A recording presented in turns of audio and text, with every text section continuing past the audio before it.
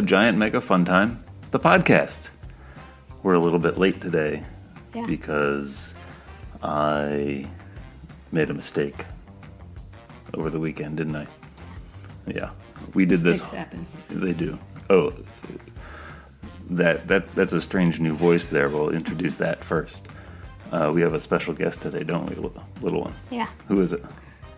Mom. Mom is our special guest today. But yeah, we've already done this podcast, but the audio input was wrong, and It didn't record anything we were saying. it didn't record anything we were saying. Oops! It was such a good one too, and then bump. So we're gonna redo it here. This is take 2, so everything will be super duper. Yeah. And we have a special guest. We already covered that. I'm happy to be here. Delighted, in fact. I am happy to be here. I am not a robot. Our special guest is Robot Mom. Oh my. So I'm still going first? Yeah. All right. My favorite thing this week, well, it's been for a while, but that's what I'm going to talk about now because I'm getting close to the end, is a series of books called the Fetch Phillips novels. There are 3 of them. It's by Luke Arnold. I'm reading the 3rd one right now, which is called 1 Foot in the Fade. I want to say in the grave. But the first one is The Last Smile in Sunder City. Then there's Dead Man in a Ditch, and then 1 Foot in the Fade. And they're pretty fun. They're about magical creatures who have lost their magic. So in the book, you don't get to meet any magical creatures with magic. This has all happened after something called the Coda, where they've all lost magic, just disappeared from the world. But magic creatures and people live together with humans. Cool. Yeah. I have a question. What's your question? Which character from the series do you find the most intriguing? Well, there's a lot of little characters in it. But I guess the most intriguing would be Fetch Phillips. That's the person you follow throughout all 3 books, who is a man for hire, meaning you can hire them to do this or that, and they try and help magical creatures who are having trouble after they've lost their magic, because they have to figure out how to do things completely differently. I have a question. What's How your did question? you stumble upon this series? Through lots of research and study.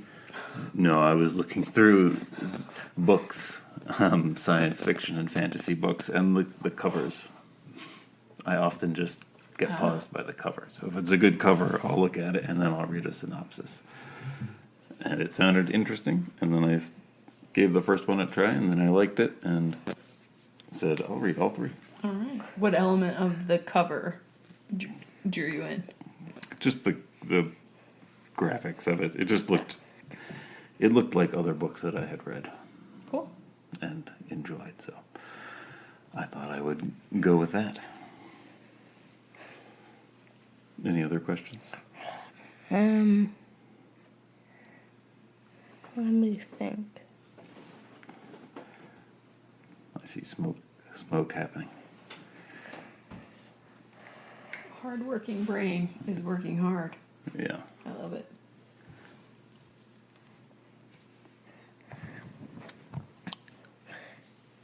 How do you feel about the world building and setting of the series? How do I feel about it? I like it. I think they did a good job building the world. It takes place in one city for the most part. This 3rd book has ventured out of the city, but it takes place in one city, so the world building involves just one place, which we learn more about in each book. But yeah, I like it.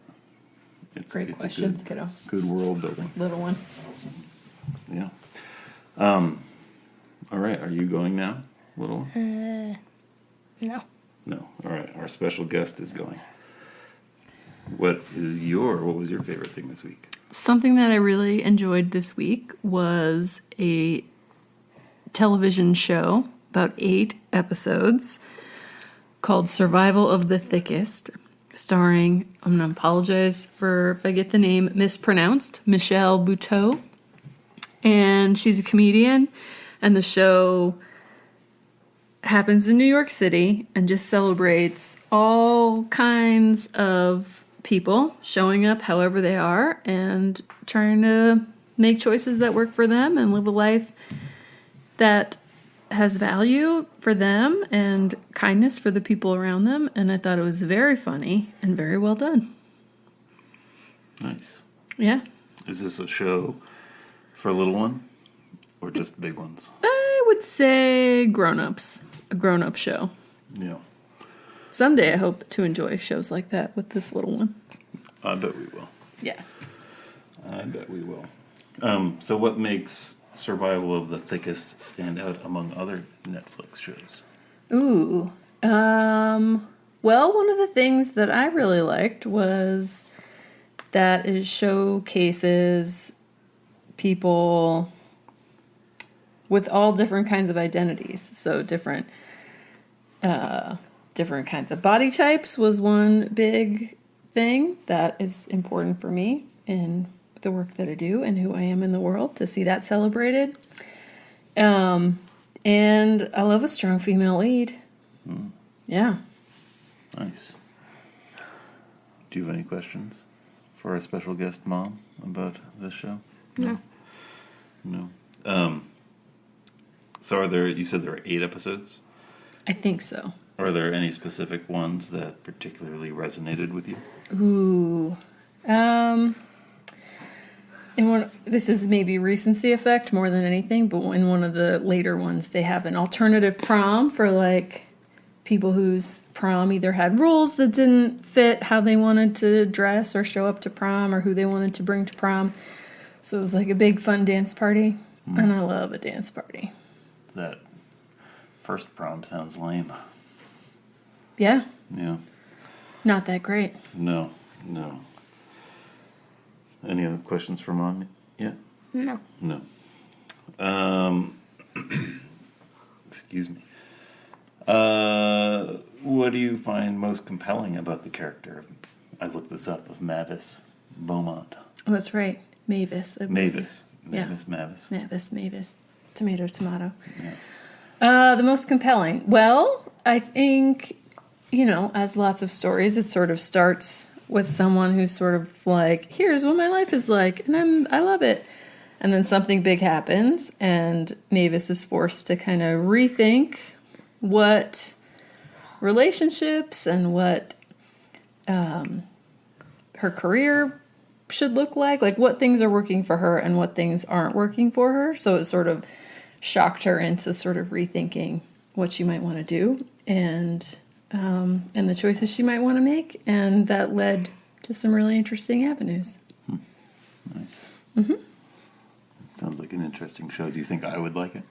I think you'd watch it with me because you're nice and open-minded. I think it probably wouldn't be one you'd pick by yourself. Yeah. Did you think of a question for Mom yet? You don't have to have one. Yeah. No. One more. Should I ask about the humor or... Well, yes, I'll ask about that because you said that they were a comedian. Do you appreciate the humor in the show? And how does it contribute to the overall narrative? I did appreciate the humor in the show. I found it to be quite funny, and a lot of the funniness was like just weaved in. It wasn't like over the top jokes. So I kind of liked it because it was like, oh, you could see how. I like it when you feel like, oh, I could hang out with that person, and they just like could make me laugh sometimes. So I liked that part of it. I had listened to an interview. This is how I found the show. I listened to an interview with Michelle Buteau. Again, I think that's how you say it. And she was talking about how in her humor, she likes to punch up, right? So like make people feel good, not bring people down. And I saw that in the show. It was great. Nice. Yeah, that is good. I think we're ready for you, little one. Yeah. Do you want to tell us what you've been really enjoying this week? Going to the pool a bunch. Yeah. What about the pool have you been enjoying? It's because it was a new pool, and it was close to the camp I was doing. Yeah. So, I think it was better than the pool that we usually go to because Oh, interesting. You don't have to just get out of the pool when it's lap swim because there's a shallower side. Right. It is nice. It's divided into two sections, right? Yeah. It's still one pool, but it has this island that I noticed the lifeguards like to hang out on, which is pretty convenient. Yeah. Yeah, and you can just play. It's a nice little shallower side. It's 3 feet deep at the most. Yeah, I think it kind of starts gradually like a beach, right? Goes from 0 all the way to 3 feet. Mm-hmm. It's pretty fun. What kinds of things did you like doing in that gradual shallow pool? I liked just swimming. Yeah. And there were snacks. Snacks, yes. Ooh, snacks. That's a. I don't remember that from when I was a kid going to pools, public pools. The snacks, Really? really. But maybe I just don't remember that. But it's kind of nice having snacks at the pool. What's your favorite snack at the pool? Do you want me to tell you my favorite snack at both of them? Yeah, So the one that we usually go to, popsicles. popsicles. Yes. And the one that we just started going to, the 2 ice creams. The 2 ice creams. 2 kinds of ice cream. Yeah, there's a vanilla ice cream covered in chocolate plates with, Oh, on a stick. yeah. Yeah. And What do you call that? What is that called? An ice cream bar. Ice cream bar on a stick. And then another of my favorites was the Kit Kat ice cream. Kit Kat ice cream. Ooh. Yeah. Wow, that sounds. I like a Kit Kat. I Was like that ice also cream. on a stick? Yeah. No. No. It was ice cream in a cone. Ah. Interesting. I like the sounds of that. I have one more question. I wonder if, because you went to this new pool with a friend, right? Yeah. Do you think that made it also a little more fun? Yeah. Yeah. Yeah. Oh, It's fun yeah. to do things with a friend. I noticed something you were doing. I'm curious what you think, or what you enjoyed doing most with your friend at the pool. Just playing in the pool. Just playing in the pool. Yeah, that's what I saw. A lot of that. We did a There bunch of water fights. Yeah, I saw Ooh. with some splashing. You were, when I went in, it seemed like you were playing as Pokemon. Yeah. Gyarados and somebody else, some other kid in the pool was telling me all about the mighty Gyarados. That's cool. Is that who one of you were? Yeah. Yeah. Nice. Anything else you want to tell us about the pool? Nah. No, that's it. Well, Awesome. yeah. Thanks for telling us about that. Yeah. I've loved watching you work really hard at swimming this summer. Yeah, me too. Pretty cool.